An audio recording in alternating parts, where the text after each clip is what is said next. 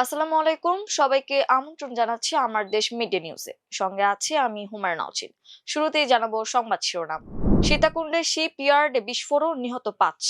ভারত সঠিক পথে না এলে সরাসরি জবাব দেবে পাকিস্তান, শেহবাজ শরীফের হুঁশিয়ারি। প্রথমবারের মতো বহুজাতিক ড্রোন টাস্ক ফোর্স গঠনের ঘোষণা যুক্তরাষ্ট্রের।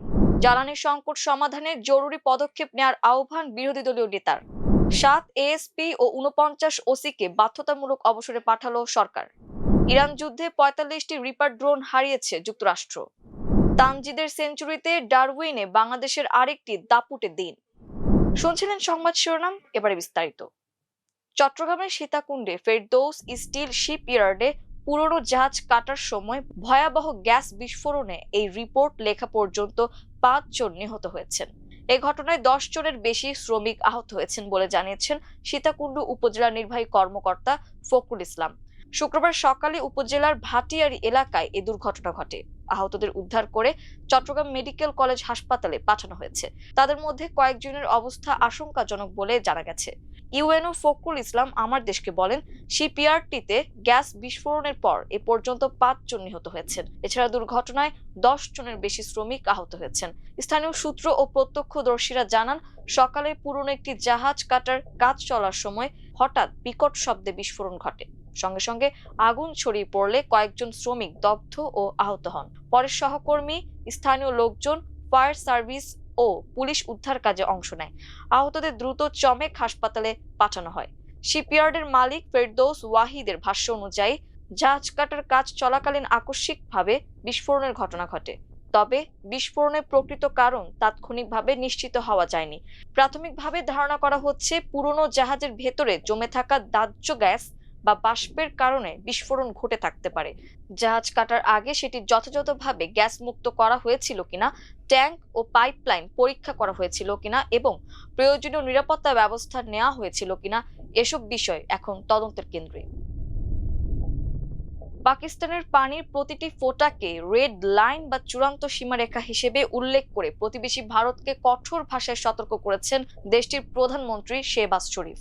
তিনি বলেছেন, ভারত সঠিক পথে ফিরে না এলে তাদের সরাসরি জবাব দেওয়া হবে। বৃহস্পতিবার স্বাধীনতা দিবসের প্রাক্কালে রাজধানী ইসলামাবাদে নির্মিত ইয়াদগার ই ফাতা বা বিজয় স্মৃতি স্তম্ভের উদ্বোধন অনুষ্ঠানে এই হুঁশিয়ারি দেন তিনি। দেশপ্রেম ও জাতীয় উদ্দীপনার মধ্য দিয়ে স্মৃতি স্তম্ভটির আনুষ্ঠানিক উদ্বোধন করা হয়। পাকিস্তানের প্রেসিডেন্ট আসিফ আলী জারদারি, প্রধানমন্ত্রী শেহবাজ শরীফ এবং সামরিক বাহিনীর প্রধান ফিল্ড মার্শাল সৈয়দ আসিম মুনির যৌথভাবে এর উদ্বোধন করেন। অনুষ্ঠানে প্রধানমন্ত্রী বলেন, এই স্মৃতি স্তম্ভ পাকিস্তানের সশস্ত্র বাহিনীর শ্রেষ্ঠত্বের প্রতীক। মার্কা ই হক নামের ওই সামরিক অভিযানের সফলতার জন্য ফিল্ড মার্শাল মুনির ও তার দলকে অভিনন্দন জানান তিনি। মাত্র ৮ মাসে অনন্য নকশার এই স্থাপনাটি নির্মাণ করা হয়েছে বলেও তিনি উল্লেখ করেন।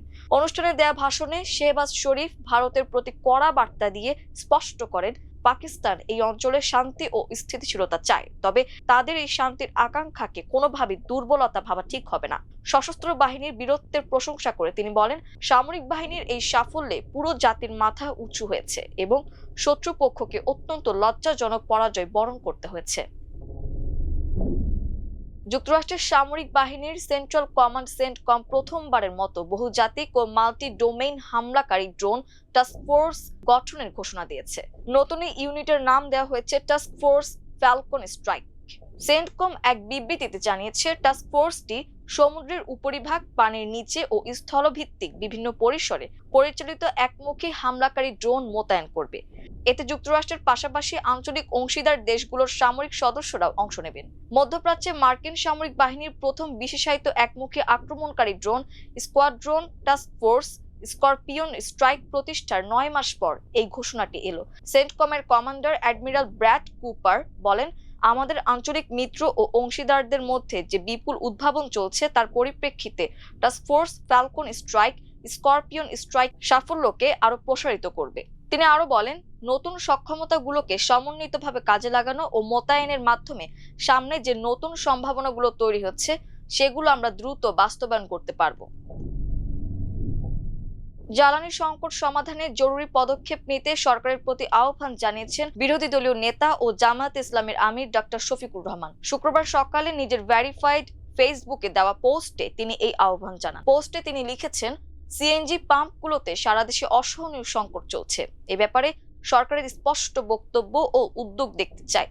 তিনি আরো লিখেছেন, আশু সমাধানের জন্য জরুরি পদক্ষেপ নিতে হবে। কোনো গোঁজামিল ও মিথ্যাচারের আশ্রয় নিয়ে এই সংকটের সমাধান করা যাবে না। অতীতে সংকট তৈরি হওয়ার পর আবার জ্বালানির মূল্য বৃদ্ধি করা হয়েছে, তেমনটি মোটেই গ্রহণযোগ্য হবে না বলেও জানিয়েছে তিনি।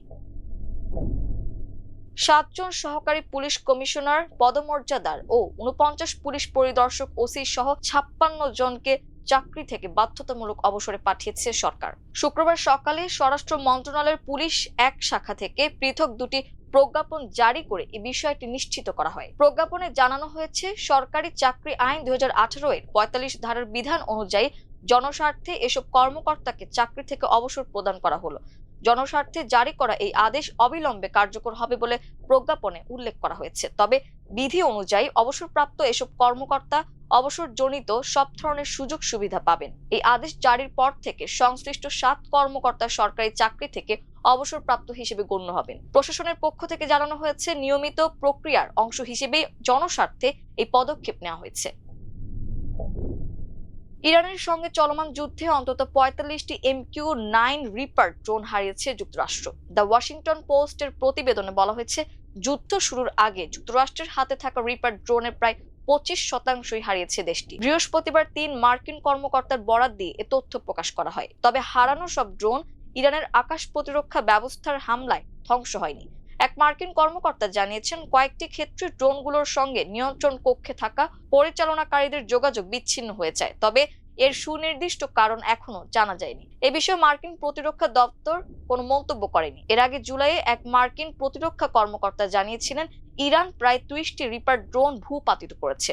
যুদ্ধ শুরুর পর থেকেই এসব ড্রোন ভূপাতিত করার দাবি করে আসছে তেহরান। MQ-9 রিপার যুক্তরাষ্ট্রের অন্যতম গুরুত্বপূর্ণ চালকবিহীন সামরিক বিমান। দীর্ঘ সময় আকাশে অবস্থান করতে সক্ষম এই ড্রোন সর্বোচ্চ প্রায় 1700 কেজি অস্ত্র ও সরঞ্জাম বহন করতে পারে। একটি রিপারের দাম সর্বোচ্চ প্রায় $5 কোটি হতে পারে। ইরানের সঙ্গে যুদ্ধে রিপারের ভূমিকা ছিল গুরুত্বপূর্ণ। মে মাসে মার্কিন বিমান বাহিনীর chief of staff general Kenneth S Wilsbach বলেছিলেন, যুদ্ধে রিপার সম্ভবত সবচেয়ে গুরুত্বপূর্ণ ভূমিকা পালন করেছে এবং এটি অনেক হামলায় ব্যবহৃত হয়েছে। ড্রোন হারানোর এই তথ্য এমন সময় সামনে এসেছে যখন যুক্তরাষ্ট্রের অস্ত্রের মজুত ও উৎপাদন সক্ষমতা নিয়েও উদ্বেগ বাড়ছে। বিশেষ করে ক্ষেপণাস্ত্রের সরবরাহ নিয়ে প্রশ্ন উঠেছে। সম্প্রতি মার্কিন প্রতিরক্ষা দপ্তর অস্ত্র উৎপাদন বাড়ানোর নির্দেশ দিয়েছে। ফলে ইরানের সঙ্গে সংঘাত দীর্ঘায়িত হলে শুধু ক্ষেপণাস্ত্র নয়, রিপার ড্রোনের মজুত ও সরবরাহ ওয়াশিংটনের জন্য বড় চ্যালেঞ্জ হয়ে উঠতে পারে। পরপর 2 দিন অস্ট্রেলিয়ার ওপর ছড়ি ঘোরালো বাংলাদেশ। দ্বিতীয় দিন শেষে তারা এগিয়ে রইল 153 রানে। ডারউইনের শুক্রবারের খেলা শেষে প্রথম ইনিংসে বাংলাদেশের সংগ্রহ 110 ওভারে 6 উইকেট হারিয়ে 351 রান। এর আগে অস্ট্রেলিয়াকে 198 রানে গুটিয়ে দিয়েছিল তারা। দ্বিতীয় দিন চমৎকার এক সেঞ্চুরিতে 101 রানের ইনিংস খেলেছেন তানজিদ হাসান তামিম। সেঞ্চুরির সম্ভাবনা জাগালেও 84 রানে ফিরে গেছেন নাজমুল হোসেন শান্ত। এছাড়া 49 রান করে আউট হয়েছেন মুমিনুল হক। দ্বিতীয় নতুন বল নেয়ার পর 5 ওভারের মধ্যে 11 রানে 3 উইকেট তুলে নিয়েছিল অস্ট্রেলিয়া। এরপর আর বিপদ ঘটতে দেননি মেহেদী হাসান মিরাজ ও হাসান মাহমুদ। দুজন মিলে এখন পর্যন্ত 147 বলে গড়েছেন 43 রানের জুটি। মিরাজ 73 বলে 32 ও হাসান 76 বলে 13 রানে তৃতীয় দিনের খেলা শুরু করবেন। এই ছিল আমার দেশ মিড ডে নিউজে। এতক্ষণ আমাদের সঙ্গে থাকার জন্য অসংখ্য ধন্যবাদ। আল্লাহ হাফেজ।